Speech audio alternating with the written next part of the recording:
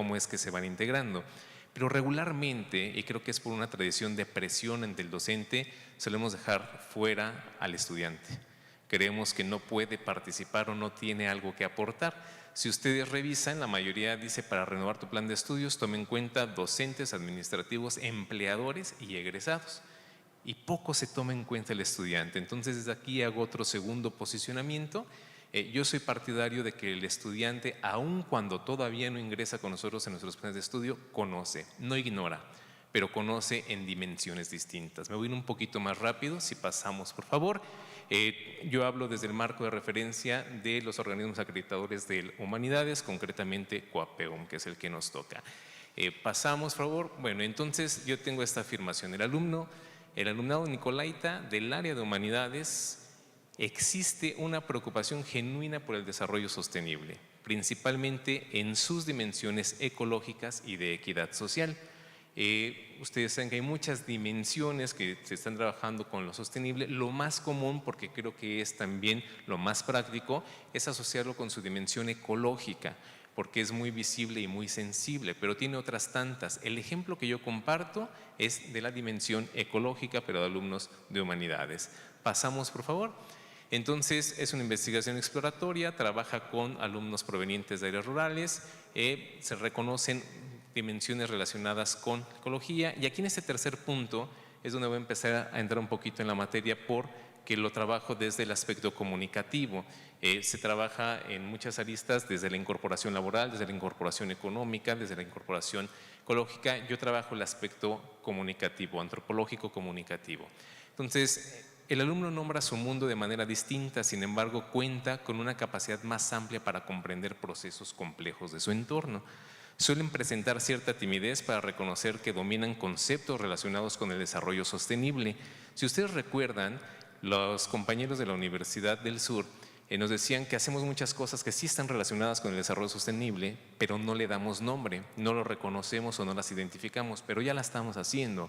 En el acervo léxico de nuestros alumnos también las hay, pero es difícil identificarlas hasta que no les vamos poniendo nombre. Pero sí los tienen, sí los conocen y también les preocupan. Pasamos, por favor, al siguiente. Muy rápido, si le damos otro clic. Las más identificables en alumnos del área de humanidades tienen que ver con estos ejes del desarrollo sostenible, obviando que los docentes pues partimos de manera obligada desde el 4, ¿no? Pero nuestros jóvenes en humanidades se manifiestan preocupados por estos ejes relacionados con el desarrollo sostenible, ¿sí? Pasamos, por favor, a la siguiente. Entonces, aquí es donde empiezo a entrar un poco a la dimensión comunicativa del dominio del concepto. Las formas del nombrar son las formas del comprender. A más formas de nombrar, más posibilidades de comprender. Justamente, como se decía en la ponencia anterior, cuando estamos hablando de interculturalidad. Cuando a los jóvenes se les incentiva a aprender idiomas, no es para sustituir vocablos, no es solamente para saber decirle a ese jarrón de manera distinta, es para comprenderla de manera distinta. En el aspecto de interculturalidad que yo me zanjo, no tiene que ver solamente con las posibilidades internacionales que mucho han sido estudiadas por los idiomas y los intercambios. Es la propia interculturalidad que como hispanohablantes o nativos mexicanos estamos desarrollando con una gran cantidad de incorporaciones de nuestras lenguas mesoamericanas y de incorporaciones de lenguas extranjeras. Entonces, habrá que hacer la interculturalidad también hacia adentro. No trabajo el concepto de decolonización de la lengua, para ahí están mis compañeros expertos, pero sí toca mucho algunos aspectos del saber con conceptos de decolonización. Pasamos a la siguiente. Entonces nosotros estamos en el acervo léxico con estudiantes de nuevo ingreso. Para no leer la diapositiva, les platico muy rápido lo que hacemos. Decimos cómo le nombramos a el objeto, al sujeto o, en su caso, al fenómeno. ¿Cómo le nombras? Y nosotros sabemos que le nombramos de muchas formas distintas a un solo objeto, pero no tiene las mismas connotaciones. Por eso es muy importante el nombrar lo que nos duele, por eso es muy importante nombrar lo que no conocemos, por eso es muy importante saber nombrar, porque es la forma en la que podemos dimensionar la comprensión, ¿sí? Entonces, partimos de esa tarea y nosotros encontramos que los alumnos de proveniencia rural tienen muchos conceptos asociados con el desarrollo sostenible, pero no los comparten por timidez, si no los comparten porque pueden parecer arcaísmos de la lengua y entonces parecería que no están legitimados. Bueno, entonces nos dedicamos, vamos a ver un ejercicio muy sencillo. En la siguiente, por favor. Este es un ejemplo clásico que hacemos con los alumnos. Todos conocemos un cerdo y tenemos muchas formas de nombrar un cerdo, ¿sí? Yo resalto las identificadas en la variante dialectal de Michoacán, en negrilla la que más les dice, pero estamos de acuerdo que aunque conozcamos que un cochino, un marrano y un puerco son el mismo animalito, no empleamos el vocablo para la misma cosa, incluso para el mismo estado de ánimo. Entonces, cuando yo me quiero referir a lo mejor al animalito en el área gastronómica, lo nombro de una manera, pero cuando quiero hacer una asociación del animalito con la conducta de otra persona, utilizo otra. Eso sucede también con los conceptos que nosotros vamos empleando para comprender el mundo. Irene Rizzo va a decir muy bien, con base en Jürgen Habermas, va a decir, entre más utilizamos el símbolo, más lo vamos transformando en nuestra propia comprensión, dimensionando nuevos puentes de comunicación con el que creemos que no lo comprende. El ejemplo muy sencillo que pone Irene Rizzo es el diablo. Cuando a un niño de 5 años se le dice que es el diablo, parece muy terrible. Pero cuando tenemos a un alumno de 25 años que se va con el diablo, parece hasta divertido. Y es una dimensión bastante distinta porque se ha empleado el término de muchas maneras. Entonces, el símbolo va a ir transformando las capacidades del conocimiento, pero también las capacidades de compartir lo que me preocupa. Y ahí encontramos nosotros los elementos que sí que están relacionados con el desarrollo sostenible. Pasamos, por favor. Entonces hicimos un ejemplo. Estos son algunos conceptos. Hay muchos, Hay muchos, pero hicimos algunos conceptos. Uno de los más conocidos es el chahuizle. De los compañeros de agrobiología perfectamente saben y estarán asociando, ¿no?, que el chahuizle es una enfermedad del maíz, ¿no? Cuando ya en la siembra, en la cosecha tuvimos el chahuizle, entonces tenemos una desgracia. Cayó el chahuizle, nos cayó el chahuizle, algunos lo asociaban con heladas, algunos lo asociaban con desgracias, pero en términos reales pues es una enfermedad del maíz, pero está relacionada justamente con lo que empieza a suceder con los monocultivos que hablaban anteriormente en nuestras zonas rurales. Por ejemplo, la polvadera, aquí en Morelia, pues pasa que se nos acumuló polvo acá, ¿no? La polvadera en algunas zonas rurales está relacionada con el cambio de estación, que no solamente suelta polvo, concretamente de invierno a primavera, pero que aparte suelta polen, entonces por eso hay muchas alergias. Y entonces, por ahí nos dicen, pasa que estamos en estación de polvadera y entonces por eso no puedo hacer o se alargó o se desarrolló. Estamos hablando de cambio climático. Ahí vamos a encontrar muchas otras dimensiones, me voy rápido, no voy a describir todos los ejemplos, pero encontramos uno muy bonito que alguna vez yo había escuchado de mis abuelos y no sé si ustedes conozcan el miserere. ¿Alguien le ha dado miserere? ¿No? ¿Ubican qué es el miserere? Tiene que ver, está relacionado con enfermedades estomacales. Pero buscando justamente el registro lingüístico, los muchachos de hoy llegan y dicen, discúlpeme, profe, pero es que me dio miserere, y se espantan porque todos los demás se ríen, ¿no? Pero en realidad es una apropiación que tenemos de las condiciones arábigas cuando ya se definía en la lengua española una diferenciación entre una enfermedad estomacal del intestino delgado y el intestino grueso. Pero eso ya es indagatoria filológica, ¿no? El caso es que nuestros alumnos lo reconocen. Pero ¿qué tiene que ver con el desarrollo sostenible? Reconocen que hay mantos acuíferos de sus propias zonas en donde ya no puedes tomar agua porque te da miserere. Entonces están reconociendo una modificación de la contaminación de los mantos acuíferos a través de una gran cantidad de prácticas, pero difícilmente lo dicen. ¿Por qué? Porque les da pena, porque creen que son arcaísmos, porque creen que serán juzgados. Bueno, vamos a avanzar, por favor. Yo trabajo con la comunidad de práctica y aprendizaje, dejo ahí el autor de las comunidades de práctica y aprendizaje es Tim Wegner, y rápidamente es cómo aprendemos a través de los pares. Si yo llego a una fábrica, difícilmente me voy a quedar con mi curso de capacitación, con mi manual de introducción. Aprendo mucho de los pares por sus niveles de expertise e intercambio. Esa es la modalidad con la que vamos trabajando. Yo adapto una conformación de comunidad de práctica orientada al aprendizaje. Pasamos, por favor. Siguiente. Esto tiene un antecedente que hicimos con la Universidad Michoacana y la Universidad de Oregon State con los famosos jóvenes DACA, aquellos que les llamaban Dreamers, que empezaron a regresar después del primer periodo de Donald Trump. Entonces, con la Universidad de Oregon State, ellos tienen una licenciatura en agricultura en donde tenían matriculados muchos jóvenes que tenían que regresar, pero les preocupaba la lengua. Entonces, pero es que yo no sé hablar bien español. Y entonces, lejos de inscribirlo al curso de Lingüística 1, ¿no?, o Lingüística General, pues en realidad la mejor manera de incorporarse al espacio escolarizado con la reapropiación de la lengua española fue a través de una comunidad de práctica con los propios estudiantes de nuestra universidad, no en un curso formal, hablando justamente de formación complementaria o en este caso, educación no formal. ¿Sí? Pasamos, por favor. Entonces, rápidamente, algunas inferencias. El alumnado no ignora, el alumnado sabe, aunque los saberes que tengan son con referencias distintas. Las y los jóvenes son capaces de resignificar sus propios conceptos, no es que se queden estáticos. Construyen nuevas categorías analíticas que incorporan a su vida como adulto y también nuestras juventudes les interesa el bienestar, el desarrollo de otros jóvenes, pero muchas veces no saben dónde manifestarlo. En esta parte de la empatía sí son empáticos con los demás, pero no saben justamente cómo manifestarlo ni cómo orientarlo.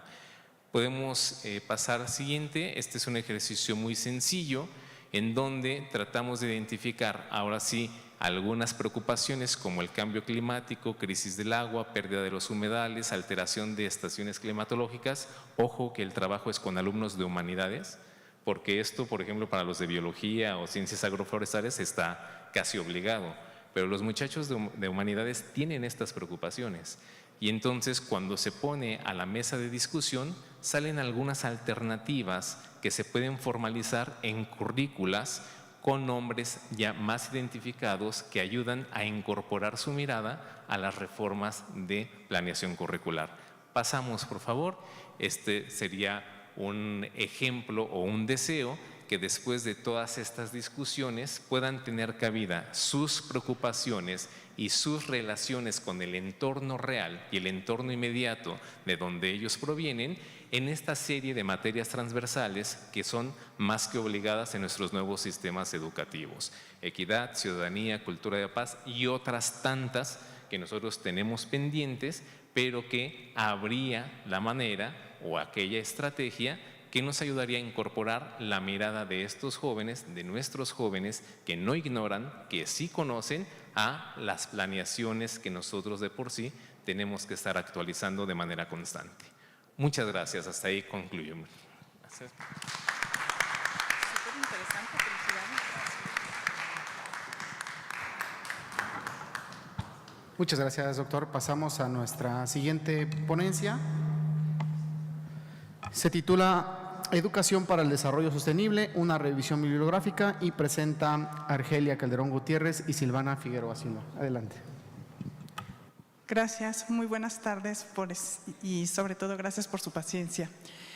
Voy a ir e intentar hacerlo de manera ágil porque las ponencias que me han antecedido pues ya afortunadamente me van a permitir hacerlo. Entonces, si cambiamos a la siguiente diapositiva, por favor. Lo que yo estoy presentando en este trabajo es una revisión bibliográfica de lo que es educación para el desarrollo sostenible. Y lo aplico directamente a lo que son las ciencias administrativas. Nosotros estamos en la Facultad de Contaduría y Ciencias Administrativas y también desde ahí los chicos tienen su propia perspectiva, los estamos formando con cierto perfil empresarial, pero las coincidencias van a ser muchas conforme lo que nos han presentado los otros compañeros. ¿Qué es lo primero que tenemos que ver en la educación desde los 17 Objetivos del Desarrollo Sostenibles?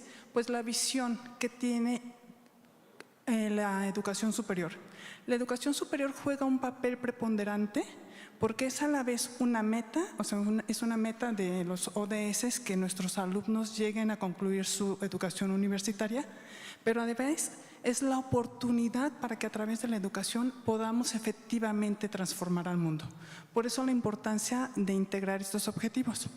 Una educación que embeba los objetivos de desarrollo sostenible, pues es lo que en teoría va a dotar a los educandos para hacer frente al cambio climático, acabar con la pobreza y construir un mundo más sostenible y que también sea inclusivo. Utilizo de manera indistinta sostenible y sustentable. Hago la aclaración. Estoy intentando ser sustentable todo el tiempo, pero todavía de repente se me van ahí algunas palabras. Si avanzamos, por favor.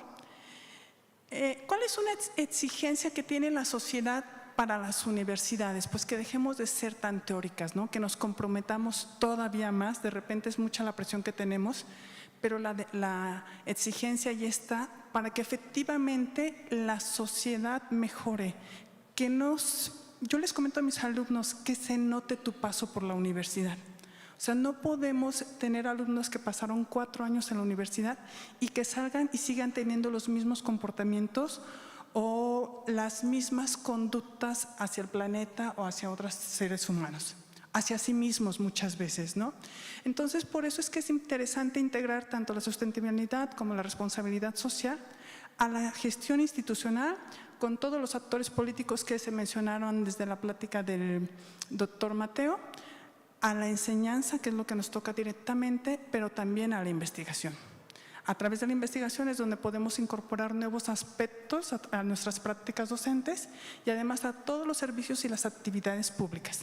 Las crisis que estamos viviendo pues implican que las universidades y los servicios de investigación aportemos soluciones a la gestión del agua, a la gestión de los bosques, a los bancos de alimentos, a los plantíos, a la gestión de plagas y sobre todo también al hacer políticas públicas. Avanzamos, por favor. Bueno, esto requiere que nosotros hagamos nuevos diseños curriculares en todas las instituciones de educación superior. Es la exigencia que tenemos. Avanzamos, por favor. Esos son las 5 P's del desarrollo sostenible y la de colaboración, que bueno, no está con P al momento de traducirla, es el partnership, pero sí implica que todos colaboremos de manera organizada, de manera que respetemos las interculturalidades y podamos aprender más. Entonces, esta es una buena oportunidad para que como sociedades crezcamos. Si nos vamos a la tabla que está a la derecha, podemos ver que los objetivos del desarrollo sostenible que se relacionan con el aspecto ambiental son 5, los que se relacionan con el aspecto económico 4 y los que se relacionan con el aspecto social son 8.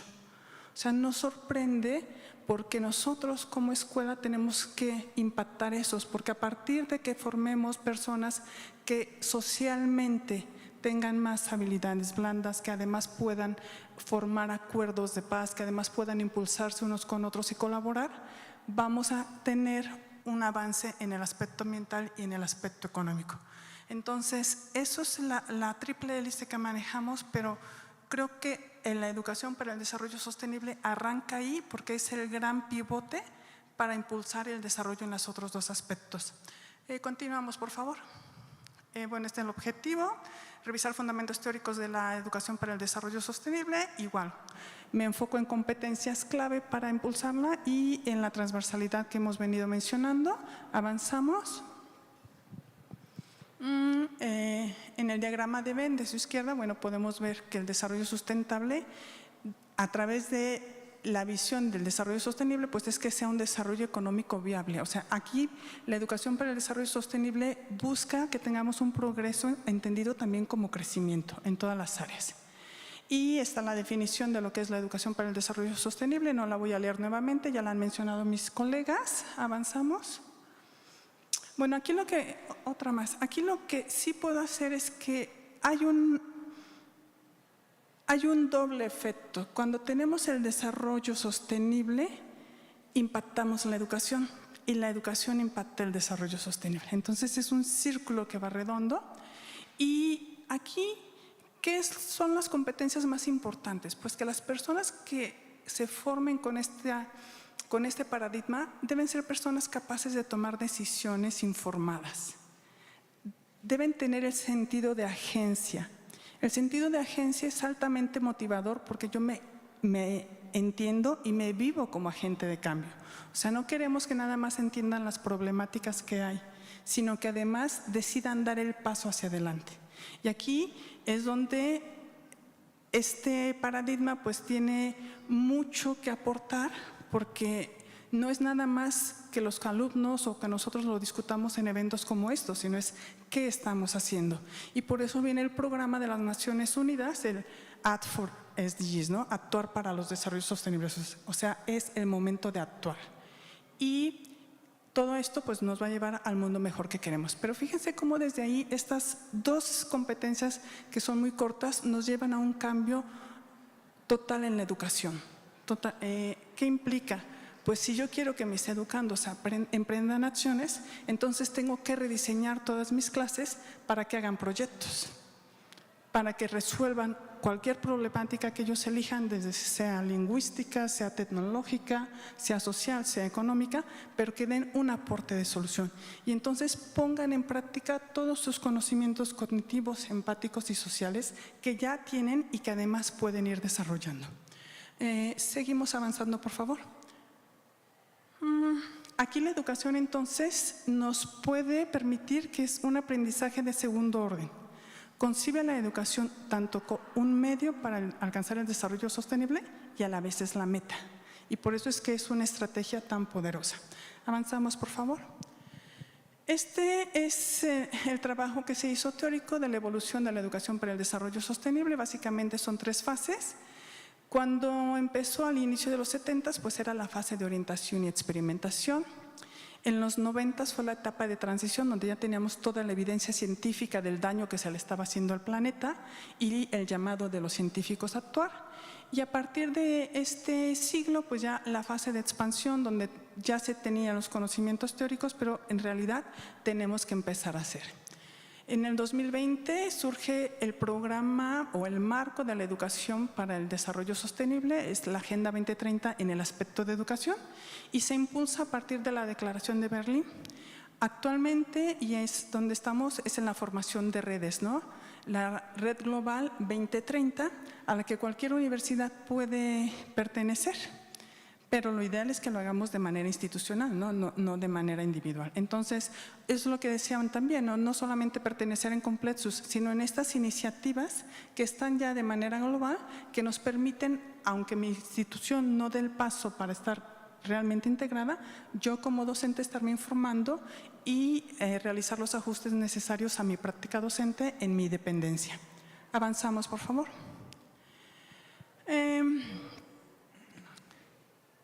Pasamos ahora a cómo lo vamos a hacer. Después de la Agenda 2030 se publica la hoja de ruta, que es literalmente un documento administrativo que nos va marcando el paso a paso y busca primero integrar el desarrollo sostenible en la educación y nuevamente integrar la educación en el desarrollo sostenible. Es un binomio de ida y vuelta. ¿Cuál es el primer objetivo? Reorientar la educación y el aprendizaje para que todas las personas tengan la oportunidad de adquirir conocimientos, competencias, valores y actitudes con los que puedan contribuir al desarrollo sostenible. Pero no solamente es abrir la puerta para que las personas tengan educación, sino que a través de este fortalecimiento y aprendizaje en todos los programas, ellos estén promoviendo el desarrollo sostenible en su día a día, en sus prácticas cotidianas. Avanzamos, por favor. Entonces, el gran objetivo es movilizar a todas las partes interesadas para que estemos orientando una aplicación práctica y una ejecución efectiva de los ODS. Y avanzamos, por favor. ¿Cuáles son las características de los aprendizajes que se buscan lograr con la EDS? Pues primero, el cognitivo, que es una característica de todos los aprendizajes, ¿no? Académicos, mejorar nuestra forma de pensar y comprender la información. Sin embargo, esta alfabetización académica pues es un requisito indispensable. O sea, todos debemos tener competencias aritméticas y saber leer y tener una comprensión lectora. Eso nos permite adquirir nuevos conocimientos, ¿no? Yo creo que la lectura es la competencia a desarrollar. Si una persona que sabe leer puede instruirse en cualquier área. Entonces, sí, desde mi muy particular punto de vista, esa es la primera competencia que debemos desarrollar en todos nuestros educandos, saber leer, para que a partir de ahí ellos decidan qué más quieren aprender. Y lo que también se incluye en este tipo de educación, pues es la inteligencia socioemocional. Desarrollar habilidades sociales, la empatía e inteligencia emocional, que son habilidades blandas. Entonces, si se fijan, no está tan disociado. No es que tengamos que salir del salón de clases para lograrlo, sino aquí el reto es, ok, ¿cómo lo integro en el salón de clases? Y si además el chico sale y lo sigue desarrollando, genial. Pero el paso 1 es aquí, porque mientras los chicos están en el aula, están en nuestro ámbito donde diseñamos las actividades y podemos irlos guiando. Pero lo que hagan allá afuera ya escapa de nosotros y está bien, porque ellos tienen que decidirlo, pero es una extensión. Entonces el reto es incorporarlo desde el inicio. Y finalmente el conductual, fomenta acciones y comportamientos positivos. O sea, quiero personas que hagan algo, no que lo entiendan. Y quiero personas empáticas. Entonces, cuando digo conductual, estamos hablando de comportamientos éticos. O sea, personas con éticas son personas que no destruyen, son personas que dan acceso a la información, son personas que no son corruptas y son personas que buscan los mejores proyectos, no el proyecto más redituable simplemente, ¿no? Y después buscando el bienestar de las personas a través de la empatía. Avanzamos, por favor. Bueno, estas son las dimensiones que se trabajan más expresamente. No las voy a leer todas, pero por supuesto, ¿qué tengo que planear en mi clase? Sí, los contenidos, y lo que sí es bien importante es la pedagogía y los entornos o ambientes de aprendizaje. Atrás ha quedado ya el paradigma tecnocrático, donde los chicos tenían que saber hacer, llegar a la empresa y donde se concebía la escuela como una fábrica, ¿no? Una fábrica de un chico con un perfil de ingeniero civil, con un perfil de lingüista, con un perfil de médico y nada más lo hace. No, ahora queremos que este paradigma sea un aprendizaje exploratorio, que el chico viva su mundo, que lo nombre y que lo aprenda a nombrar, además, no solo de lo que es, sino de lo que queremos que sea. Y es donde el trabajo que hizo el doctor que me antecedió me parece realmente interesante, porque justamente a través de lo que queremos es como el sueño puesto en palabras y ahí lo vemos, ¿no? Paulo Freire decía eso, ¿no? Antes del mundo está la palabra. Y la palabra es lo que nos permite nombrar al mundo. Entonces, también este es otro aspecto importante de la educación para el desarrollo sostenible. Mis frutos del aprendizaje deben ser tangibles en mi mundo, en mi realidad. Y mi mundo puede ser en la ciudad, donde puede ser, no sé, un auto eléctrico que no contamine, o puede ser en una comunidad rural, donde se deje de contaminar el ojo de agua. Pero en todos implican que tengamos esta transformación social. Y es el paradigma de la educación para el desarrollo sostenible, que como educadores, no ya como docentes, como educadores nos transformemos, abracemos este nuevo paradigma educativo y entonces sí manteniendo los contenidos, pero desde un nuevo aspecto. O sea, yo en mi materia de inglés puedo enseñar el presente continuo describiendo lo que hace una persona, él está sentado y está platicando, o puedo enseñarlo con temas del desarrollo sostenible, ¿no? Él está plantando un árbol, él está resolviendo un problema. Y ahí es donde los chicos se van involucrando y lo van nombrando a sus diferentes niveles y además aportan todo lo que ya saben. Y finalmente está en habilitar a las personas para que sean ciudadanos del mundo. O sea, no solamente en mi ciudad, sino que respetemos esto, que sean personas respetuosas de las leyes, respetuosos de los derechos humanos y que además sean productivas. Y ese tipo de ciudadanos, pues a ningún país del mundo le vienen mal, ¿no? Son personas que sean promotoras de la paz. Y bueno, nosotros que tenemos esa ambición y esa carencia, creo que lo necesitamos más que nunca. Vamos a avanzar más rápidamente, por favor. También se manejan las competencias transformadoras. Además de las competencias que voy a mencionar más adelante, en estas competencias transformadoras incluidas en el proyecto 2030, pues está justamente el yo debo ser capaz de crear valor. O sea, ¿qué nuevo estoy aportando?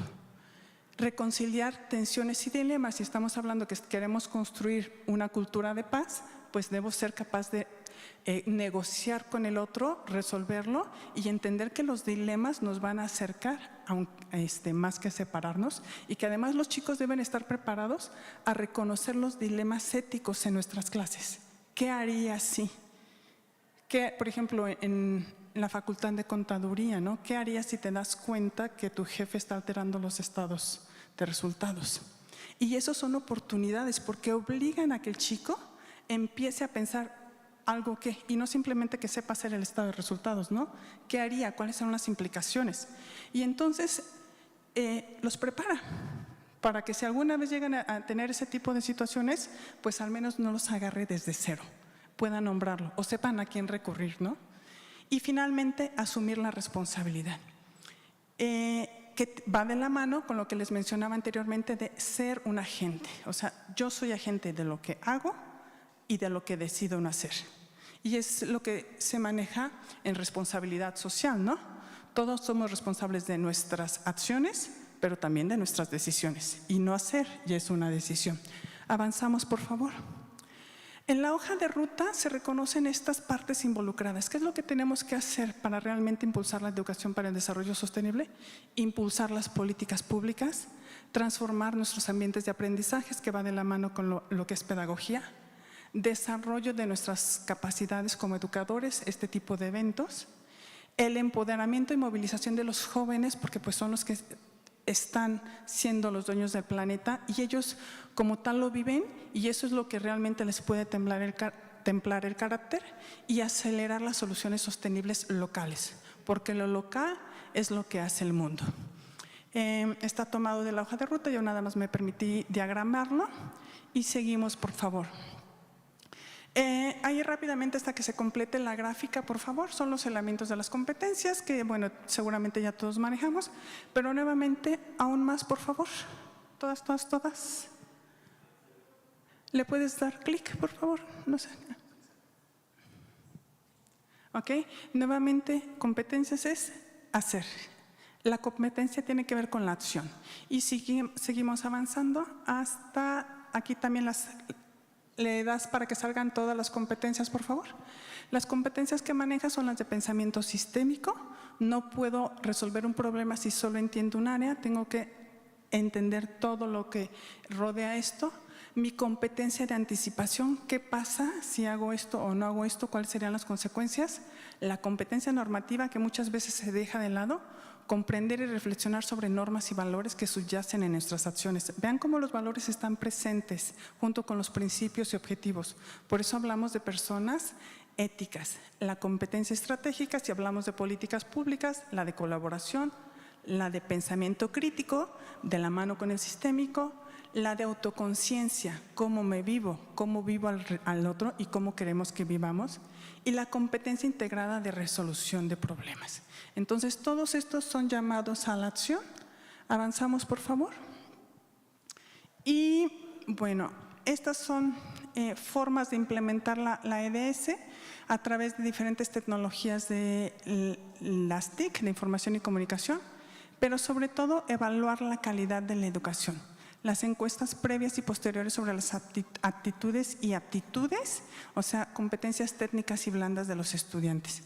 Y aquí me voy a detener un poco, porque además de la meta 4.7, que tiene que ver con incorporar la educación para el desarrollo sostenible en la educación, está el otro indicador, 4.7.1, y ese finalmente llega a: ¿estamos evaluando la educación para el desarrollo sostenible en los alumnos?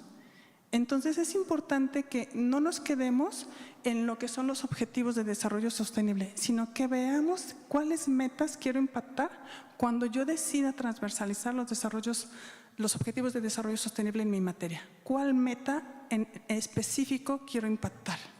Y entonces sí, estamos con hacedores de políticas, estamos con administrativos, docentes, pero finalmente llegamos al alumno. Y entonces es donde es bien importante que podamos leer y entender todo el documento en el área en que deseo trabajar, porque si es extenso, no podemos contemplarlo todo. Avanzamos, por favor, chicos. Este es el indicador que les mencionaba, el subindicador 4.7.14, grado en que la educación para la ciudadanía mundial, de lo que hablábamos, y la educación para el desarrollo sostenible se incorporan en la evaluación de los alumnos. Y vean todos los aspectos que queremos manejar en la meta 4.7. En la meta 4.7 tenemos derechos humanos e igualdad de género, que desde ahí están relacionados con otros objetivos. La igualdad de género, por ejemplo, que tiene que ver con tantas discriminaciones transeccionales, o sea, no solamente si eres mujer, sino además si eres mujer indígena, o si además eres madre soltera, o si además eres no sé, de un área donde no se te permite ni siquiera hablar o ni siquiera votar. Entonces, la educación en sí misma nos permite trabajar muchos aspectos que tenemos que elegir desde nuestra trinchera cuál vamos a lograr, porque es imposible abarcarlos todos, les decía. Y avanzamos a conclusiones, por favor. ¿Cómo se relacionan? Entonces, aquí está la educación para el desarrollo sostenible. Sí, son 3 aspectos importantes: integración ambiental, económica, pero todas apuntando hacia una vida justa para generaciones futuras, y parte de la experiencia y la reflexión, el expertise que todos tenemos. ¿Y qué nos toca hacer como docentes? Pues ser el puente entre lo que nos dice la teoría pedagógica, cómo lo aterrizo en mis estrategias didácticas. Porque un chico no va a atender todo esto que nosotros nos ponemos a investigar y que discutimos entre pares y que socializamos y aprendemos, ¿no? Pero todo esto tiene que aterrizar en una estrategia didáctica que le permita desarrollar todas estas competencias, y no para cuando egrese y consiga un trabajo, porque quién sabe si nos dure el mundo de aquí a allá. O sea, eso para que se resuelva en el día a día, ¿no? O sea, simplemente cuando fue el año pasado o hace 2 años que estaba la crisis del agua, entonces todo el mundo sí se preocupaba, ¿no? Que no llovía aquí en Morelia. Pues esto es el cambio climático, entonces solucionémoslo ahora. Y cada quien, nuevamente desde nuestra trinchera, por ejemplo, en la facultad, pues vemos los informes de resultados de las empresas. Las empresas tienen que ser sostenibles porque es una estrategia competitiva y porque además es una buena forma de hacer negocios. Y porque pues también tenemos que analizar a qué estamos dispuestos a renunciar y a qué no. O sea, ¿vamos a dejar de volar en avión o vamos a dejar de usar el auto? Sin embargo, ¿cuál es la mejor forma para reducir los impactos negativos? Y ese tipo de soluciones son las que tenemos que lograr nosotros que ya salimos y los nuevos egresados. Y pues sería todo. Muchas gracias por su atención.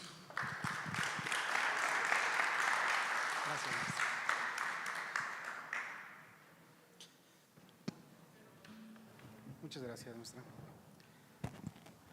Pasamos entonces a nuestra última ponencia, que se titula Práctica docente y los objetivos de desarrollo sostenible para el manejo de los recursos naturales. Presenta María Elena Granados García. Adelante. Muchas gracias, buenas tardes. Gracias por la paciencia y por continuar aquí. Bueno, la práctica docente y los objetivos del desarrollo sostenible para el manejo de los recursos naturales fue el nombre que yo le di a esta ponencia, justamente para este encuentro, que es de educación para el desarrollo integral sostenible.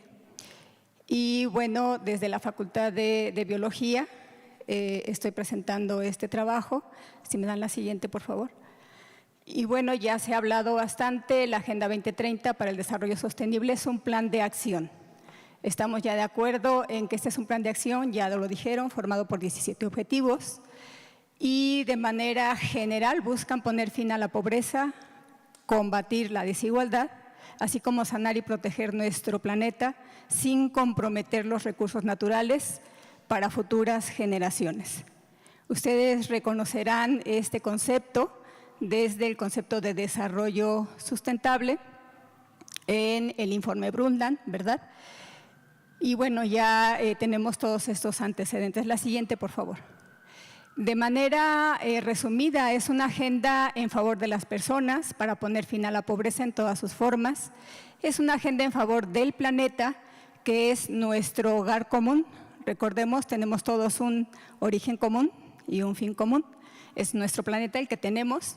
Es una agenda en favor de la prosperidad compartida, la paz y las alianzas de colaboración. Es una agenda que transmite la urgencia de tomar medidas contra el cambio climático y que se basa en la igualdad de género y el respeto de los derechos de todas las personas. Pero que, sobre todo, promete que nadie se quede atrás. Estas reflexiones ya las hemos escuchado antes. Adelante, por favor. Y bueno, tenemos la Agenda 2030 para México.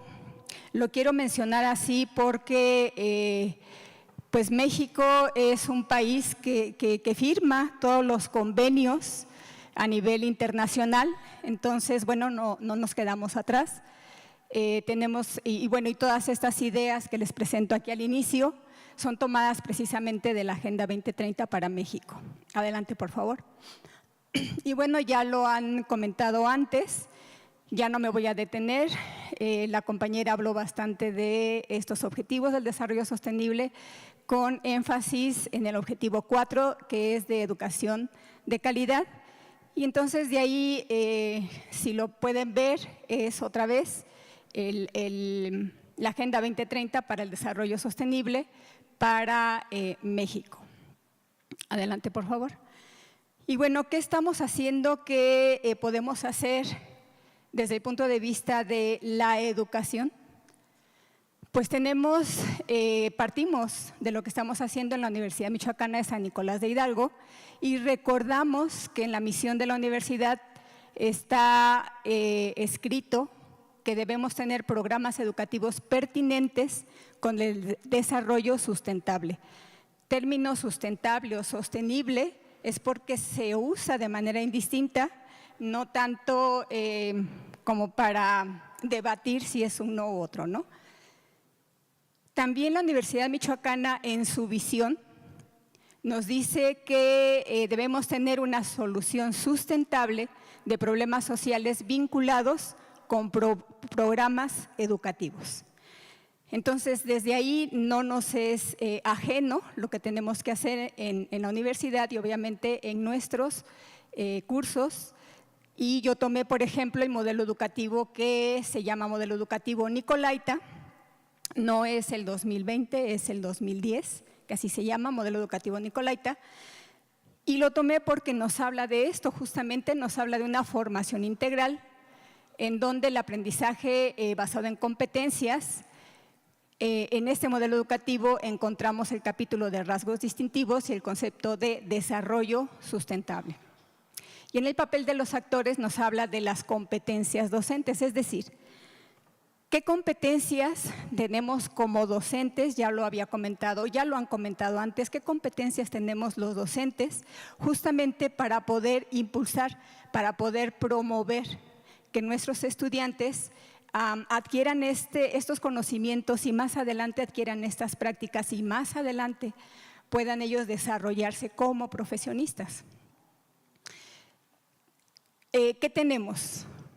¿Cuál sería la metodología que se propone? No la propongo yo, ya lo han comentado antes, desde otras universidades ya hablaron de Complexus, por ejemplo, en donde se propone esta pedagogía ambiental. Nos habla esta pedagogía ambiental de una visión del mundo que no solo tenemos los docentes como docentes, o sea, es una visión del mundo que también, ya lo decía la compañera, ya lo decía el compañero, los estudiantes tienen su visión del mundo. ¿Con qué posturas epistémicas partimos nosotros para la formación de los estudiantes y para que los estudiantes también al mismo tiempo puedan tener estas posturas epistémicas? Es decir, ¿cómo es que nosotros estamos formando a los estudiantes? A los estudiantes en la Facultad de Biología, bueno, les decimos, pues nosotros tenemos nuestra propia epistemología, es decir, nosotros aprendemos de una forma, pero de la misma manera, todos los demás, todas las demás carreras, todos los demás estudiantes en ingeniería, en arquitectura, tienen su propia epistemología. Entonces nosotros o ellos llegamos a un momento en que decimos, bueno, pues estamos ya en el 8º semestre, que es de lo que yo les voy a hablar más adelante, estamos en el 8º semestre y ustedes ya tienen una postura epistémica, es decir, ustedes ya tienen todo un bagaje de conocimientos que en este momento y en este caso ustedes van a utilizar. Junto con esto hacemos un análisis de contexto o se tiene que tener en cuenta un análisis de contexto y ya lo han dicho antes, el diagnóstico de competencias existentes, y aquí otra vez, no solamente estamos hablando de esas competencias docentes, es decir, las competencias que yo tengo como docente o que debo de tener como docente, sino qué competencias voy a promover que los estudiantes tengan, qué competencias a desarrollar, qué metodologías vamos a seguir y obviamente si hablamos de una pedagogía, qué evaluación vamos a tener. Adelante, por favor. Bueno, entonces hablamos de que para la implementación de los objetivos del desarrollo sostenible en el espacio universitario, a través de la práctica docente, estos tendrán que incorporarse paulatinamente en el currículo escolar por medio de un proceso integrador. Bueno, y ahí está, lo dice la UNESCO ya desde 2005. Adelante, por favor. Y bueno, la universidad deberá desempeñar su función tanto en el aspecto docente educativo como en el proceso pedagógico en general, ya lo dijimos, para generar condiciones que promuevan la incorporación de la sustentabilidad y de los objetivos del desarrollo sostenible, ODS les llamamos, en el plan curricular de la institución. Y tenemos los autores que nos hablan de esto. La siguiente, por favor. Desde este punto de vista, entonces, desde esto que les he presentado hasta aquí, en la Facultad de Biología, en el 8º semestre, les comentaba, tenemos una materia que se llama así, Manejo de Recursos Naturales. En el plan curricular, entonces, esta materia, como también les decía anteriormente, el plan curricular nos ha preparado, tanto a los docentes como a los estudiantes, para que al llegar a esta materia, ellos ya tienen todo su proceso epistémico, ya lo formaron, ya tienen conceptos, definiciones, ya tienen una serie de, inclusive de actitudes que aquí se espera que ellos pongan en práctica. ¿Cómo lo van a hacer? Adelante, por favor. Bueno, en la materia de manejo de recursos naturales tenemos estas unidades de contenido, políticas nacionales y estatales para el manejo de los recursos naturales. ¿Qué significa esto? Significa que los estudiantes tienen que saber cuáles son las políticas de manejo de recursos naturales. ¿Qué significa? Significa que tienen que conocer los documentos rectores de la política ambiental. ¿Cuáles son esos documentos rectores? ¿Alguien? ¿La qué? A nivel nacional.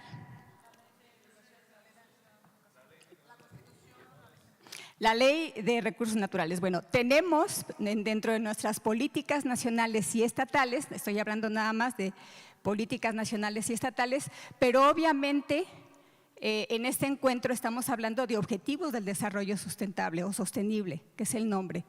Entonces, como políticas de manejo de recursos naturales, tenemos, decíamos hace un momento, los tratados internacionales, ¿sí? Los tratados internacionales, y ya lo decíamos, México es firmante de todos los tratados internacionales ambientales.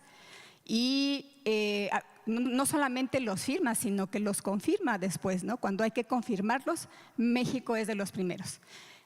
¿Qué significa esto? Significa que los estudiantes conocen los documentos que rigen las políticas nacionales, estatales básicamente, para el manejo de los recursos naturales. Entonces, de alguna manera, ellos echan un clavado a revisar el plan de desarrollo nacional, el plan de desarrollo estatal, si es posible o necesario, el plan de desarrollo el municipal. Ajá. Y entonces, bueno, ellos van conociendo. En la siguiente unidad, el marco legal para el manejo y la conservación de los recursos naturales. Este es un tema amplio, muy amplio, que de hecho en un semestre no alcanzaríamos a revisarlo, pero que sin embargo sí que hablamos del marco legal.